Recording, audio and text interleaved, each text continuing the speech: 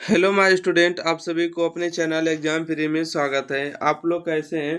अच्छे हैं, मस्त है, ज़बरदस्त है? तो कमेंट बॉक्स में ज़रूर बता दीजिएगा। और आइए यहाँ से आपके क्लास स्टार्ट होता है। ठीक है, कव खंड जो है चैप्टर नंबर 2 है, प्रेम आइनी श्री राधिका के बारे में बात करते हैं। इसमें मोस्ट बेबी आई ऑब्जेक्टिव को देखने वाले हैं और सारा वीडियो आप लोग देख भी किए होंगे। प्लेलिस्ट में आपको देखने को मिलेगा, जो अभी तक नहीं देखे उनके लिए है। आइए क्वेश्चन नंबर 1 का स्टार्ट कर देते हैं। बिल्कुल बिना देरी किए हुए चैनल को सब्सक्राइब करें, शेयर करें। क्वेश्चन नंबर 1 है, प्रेम आइनी श्री राधिका शीर्षक छंद किस ग्रंथ से संकलित है? तो इसका राइट आंसर होगा प्रेम वाटिका से। ठीक है, प्रेम आइनी श्री राधिका शीर्षक छंद किस ग्रंथ से संकलित है? प्रेम वाटिका से होगा, राइट आंसर होगा। चलिए अगला प्रश्न है, क्वेश्चन नंबर 2 है कि प्रीतम नंद किशोर जा दिन में नैनीन लगायो, मन पावन चित चोर, पलक ओठ नहीं कर सकी, यह पंक्ति किस कविता से है?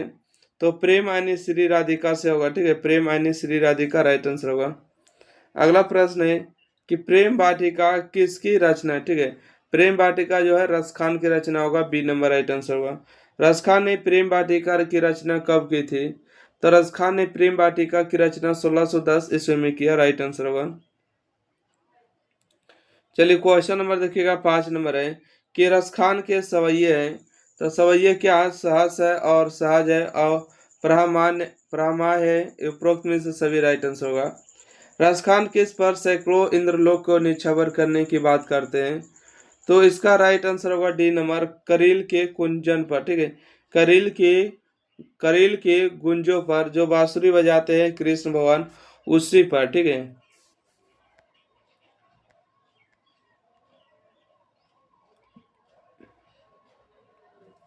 क्वेश्चन नंबर 7, कवि रसखान किस भाषा के कवि है?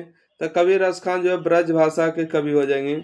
अगला अगला है, रसखान दिल्ली के बाद कहाँ चले गए? रसखान दिल्ली के बाद कहाँ चले गए? तो ब्रज भूमि चले गए, बी नंबर राइट आंसर होगा।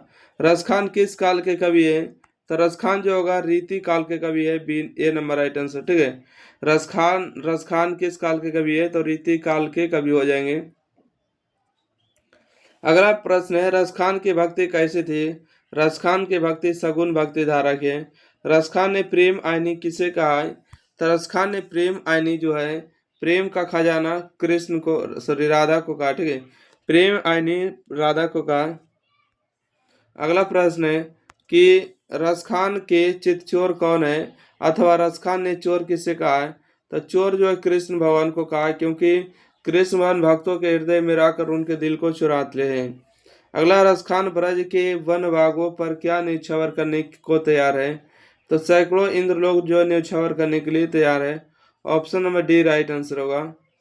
क्वेश्चन नंबर देखिएगा, 14 नंबर प्रश्न है, रसखान ने किन्हीं प्रेम रूपी वाटिका का मालिनी बताया है? तो राधा और कृष्ण को बताया, सही जवाब होगा। ठीक है, रसखान ने किन्हीं प्रेम रूपी वाटिका का मालिनी रूप बताया? राधा कृष्ण को बताया। अगला है, रसखान दिल्ली के किस राजवंश में उत्पन्न हुए थे? तब पठान राजवंश में उत्पन्न हुए थे। रसखान दिल्ली के किस राजवंश में उत्पन्न हुए? पठान राजवंश, सही जवाब है। इनमें कौन सी पुस्तक रसखान द्वारा रचित है? तो इनमें से जो कौन सी पुस्तक रसखान द्वारा रचित है? प्रेम वाटिका, इसका सही जवाब होगा। अगला, रसखान किनके भक्त थे? तो रसखान जो है कृष्ण के भक्त है, इसका सही जवाब होगा। ठीक है, रसखान किनके भक्त थे? तो कृष्ण के भक्त थे। अगला प्रश्न है, रसखान किस मुगल बादशाह के समकालीन थे? रसखान जो है किस मुगल बादशाह के समकालीन थे? तो जहांगीर के समकालीन थे, राइट आंसर होगा। रसखान को पुष्टि मार्ग की दीक्षा किसने दी? तो गोस्वामी विठलनाथ ने दी। ठीक है, निके रसखान को पुष्टि मार्ग की दीक्षा किसने दी? गोस्वामी विठलनाथ ने दिया, राइट आंसर होगा। कबीर रसखान का रचना काल किस मुगल शासक का काल था? इसका राइट आंसर होगा जहांगीर। ठीक है, अकबर के बाबर के पुत्र का नाम था अकबर, अकबर के पुत्र का नाम था यानी कि हुमायूं, हुमायूं के पुत्र का नाम जहांगीर हो जाएंगे, लास्ट पोजीशन में था। तो कबीर रसखान का रचना काल किसका था? तो जहांगीर, इसका सही जवाब होगा। अगला प्रश्न है कि सुजान रसखान किसकी रचना है? तो सुजान रसखान जो है सुजान के खुद है, सॉरी रसखान के, क्योंकि सुजान नामक नर्तकी से रसखान प्रेम करते थे। प्रेम वरण रसखान ने किसे कहा है? तब प्रेम वरण रसखान ने कृष्ण और राधा को कहा, राइट आंसर ए होगा। अगला, करील के कुंजन उपरवारों के कवि कौन है? तरस खान होगा।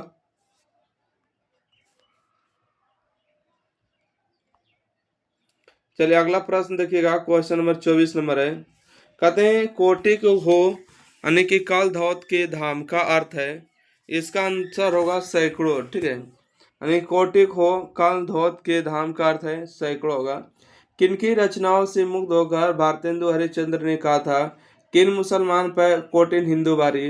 देखिए 2023 के बाद 2024 में पूछा गया, तो आपको एग्जाम में जरूर पूछ सकता है। तो रस खान को कहा गया। ठीक है, रस खान को कहा है कि भारतेंदु हरिश्चंद्र ने कि इन मुसलमान पे कोटिन हिंदू बारियों।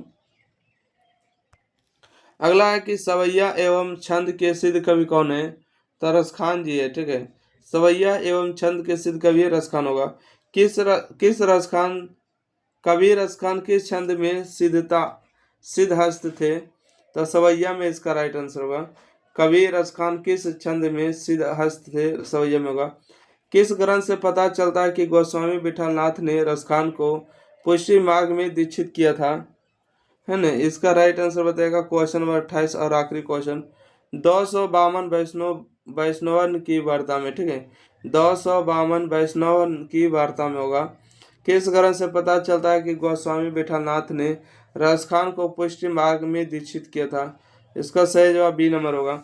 इस तरह से जो टॉप ऑब्जेक्टिव VVI 28 को था आपको बता दिए, और आपके एग्जाम बोर्ड परीक्षा 2024 में आएगा, और आप लोग जल्दी जल्दी इस प्रश्न को याद कर लीजिएगा। ठीक है, फिर अगले क्लास में मिलते हैं, जब तक के लिए धन्यवाद। लाइक शेयर चैनल को सब्सक्राइब करना बिल्कुल ना भूलें।